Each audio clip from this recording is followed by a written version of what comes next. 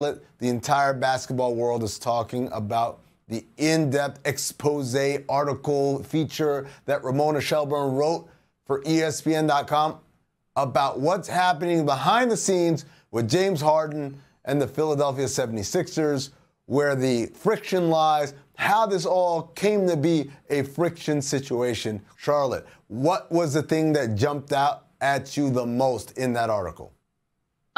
Probably the fact, first of all, I would like to thank James Harden because this is still the off season, which is why we're going to have to go to NBA Reddit. Hold on. I'm going to stop you right there.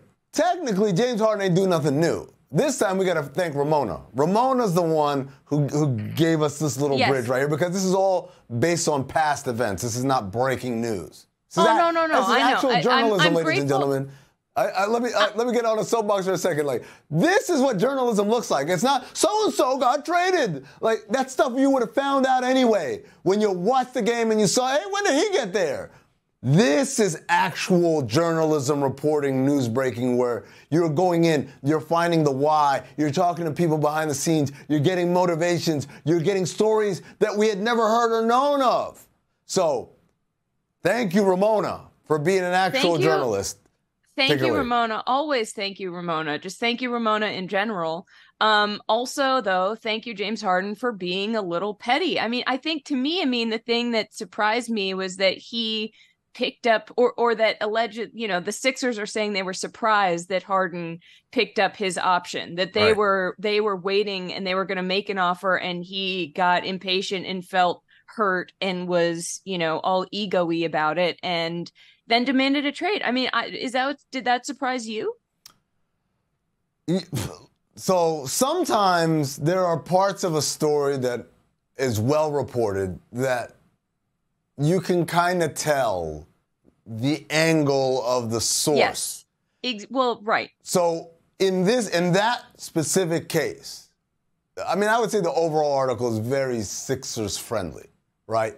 In that particular case, the case of, hey, he picked the option up and we didn't even expect it. We didn't know what was going on. I'm calling a little BS on the Sixers here, and here's why. Because the whole thing was James Harden was calling Daryl Morey. Daryl Morey wasn't responding because he was afraid of getting hit with tampering charges based on basically what happened to him the year before, where it had been shown that they had been speaking to free agents before the beginning of the moratorium. And so they were illegal contact, and they got docked second-round picks as a result. I'm calling the horse hockey a little bit because you're not allowed to negotiate. That doesn't mean I can't say happy birthday. That doesn't mean I can't. To my player, by the way, my player who's on my roster who has not opted out yet, I'm allowed to say, hey, are you coming into the gym? You want to get some shots up? I'm allowed to contact him, and if it's specific, if he's like, yo, I'm trying to have small talk, and he's specifically asking me about contractual things, I'm allowed to tell him, James, I can't have that conversation with you right now. As you know, we've been in trouble for this in the past. So, you don't have to ghost him completely. Yeah, that's my thing. So that's kind of the explanation as to why they didn't get back to him, and that was the impetus, him being ghosted, was the impetus of him basically saying, okay, I'm opting in, trade me out of here. I think Ramona she did a great job of putting in things that we can't fully know in terms of motivation and saying, like, who knows? It could be that Harden, it could be an ego thing. It could be an ego thing for Morey. It could also be, were you surprised at all that the sort of partying in Miami and that what seemed to me like a small film thing in a film session where there was a little bit of a dust up. Did that surprise you that it's being, I feel like I've seen so many headlines pulling it and being like partying film sessions, problem for Sixers. Like how much do you think that was actually a factor, and how much do you think that was something the Sixers could point to and be like, he was difficult here? So this is what I would say. It is not uncommon for NBA players in specific cities, particularly when the calendar allows, to have days off and to not travel with the team as a result. I told a story on NBA radio yesterday about when I worked for the Suns, and even after I worked for the Suns, as a media member, there's the exit to the loading dock where the valet parking is for all the home players, and then that's where the buses are for the road team. And I can't count the number of times walking out after a game and here are the buses for the teams, and then there's a black SUV or a black Sprinter van waiting. And that van is waiting for 1, 2, sometimes even 3 or 4 players from the visiting team who are not going to accompany the team on the flight to the next destination. They're going to Vegas. They're going to Vegas, they're going to party, they're going to take a PJ to Vegas, they're going to party for the night, and then they're going to meet up with the team tomorrow. And they don't have, obviously tomorrow's going to be an off day or whatever. That happens all the time in the NBA. One of the most famous examples is Phil Jackson sending Dennis Rodman to Vegas. Basically, like we learned about in The Last Dance, that he needs to clear his mind. It happens a lot. So that part is not surprising. I would say Harden, more than most star players, definitely takes full advantage of that. So what he's doing isn't rare, but also like he's definitely a league leader. Particularly given the circumstance. The circumstance was they lost to the Heat, they lost to the Celtics, and these are 2 Eastern Conference rivals, and people feeling like, hey, we're not all on the same page, we got to get locked in now. And he's like, yeah, but I got this trip to Miami, I'm not changing it. Right. And that rubbed people the wrong way. So that doesn't surprise me at all because, again, James, like I said, would have been a league leader in that regard. But I don't think it's out of the question, like, whoa, this out-of-control guy going out partying every night. You'd be surprised how many of your favorite players have done or do the same thing. The way Ramona presented it, too, felt sort of like death by a thousand cuts in this situation. Yeah. It felt like that, Harden came in expecting one thing. Maybe his ego's a little bruised to begin with, and he's gotten these big offers from the Rockets, from the Nets, and he's like, no, I still deserve this in his current role, even though he hasn't. I mean, he's an amazing player, he's a generational player, but in the playoffs he didn't really do much, and so it seemed, people say he didn't do much in Game 7. They wouldn't get to Game 7 if it wasn't for him.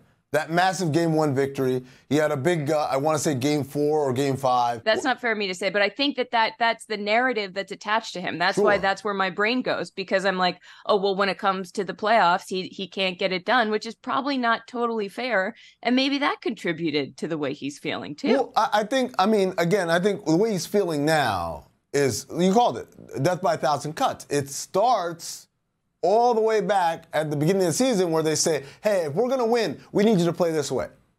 And he's thinking to himself, wait, I took a pay cut so that you guys could bring in more talent. Like I did the good guy thing. So now you're asking me to play a style that's not going to produce the gaudy type of statistics or have me in the conversations at this elite level that I'm used to. But I'm doing that because it's all for the purpose of winning. As long as you guys know, I'm still that guy. Right. So I'm playing a role that you're asking me to do, but I'm still that guy. So I expect to be paid like that guy. And so he does all the things, but obviously there's the ups and downs and the bumps and bruises or whatever. And I think Ramona really makes it very clear that there was always that underlying tension of Daryl saying, I don't know if he's worth it anymore, and Harden knowing that I bet they don't think I'm worth it anymore, but they all kind of let that to the side to kind of, we're going to sacrifice to win.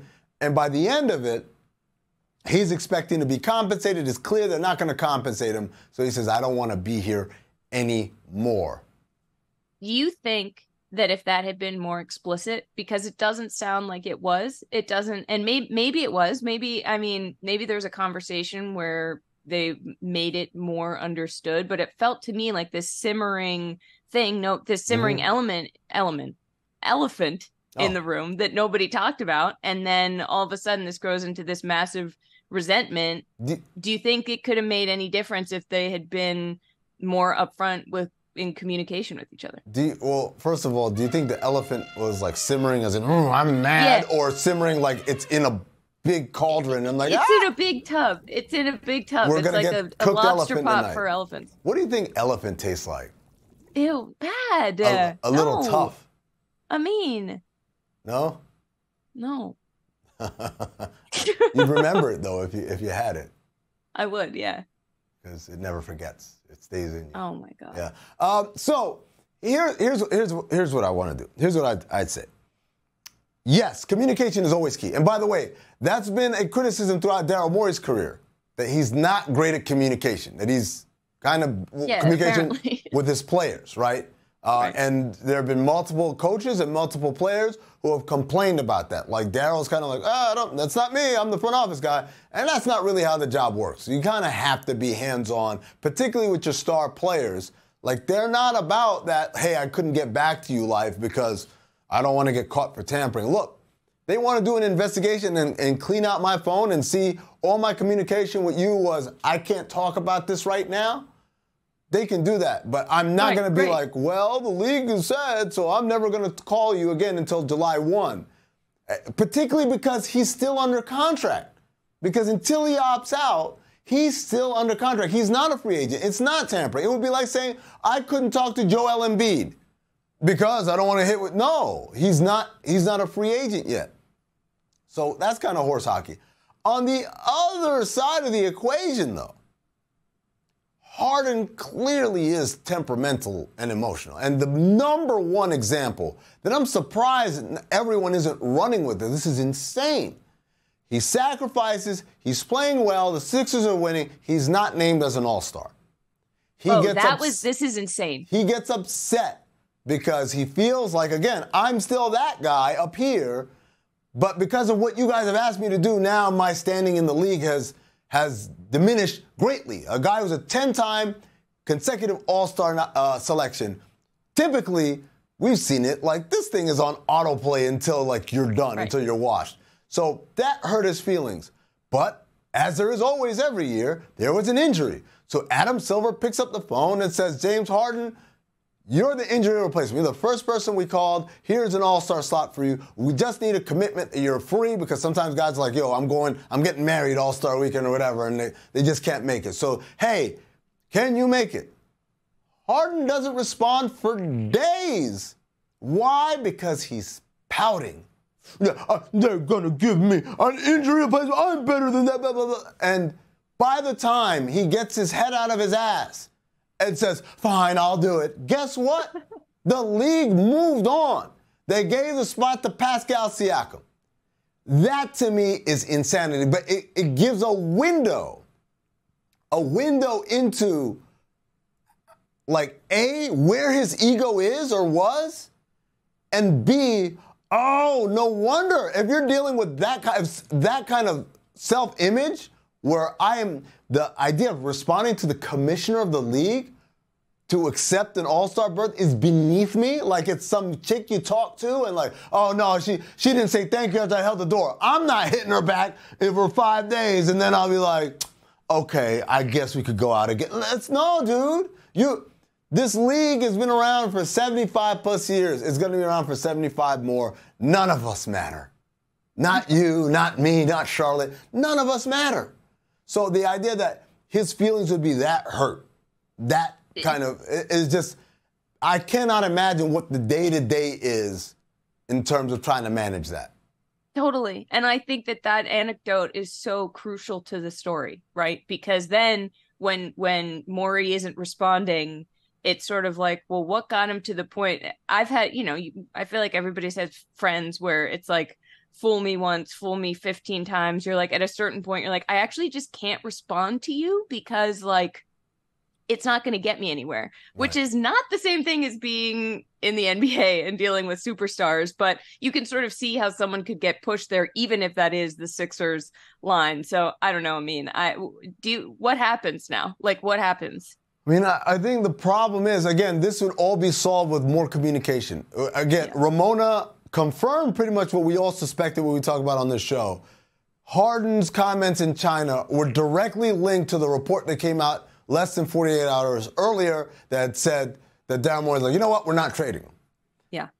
This all gets solved by communication.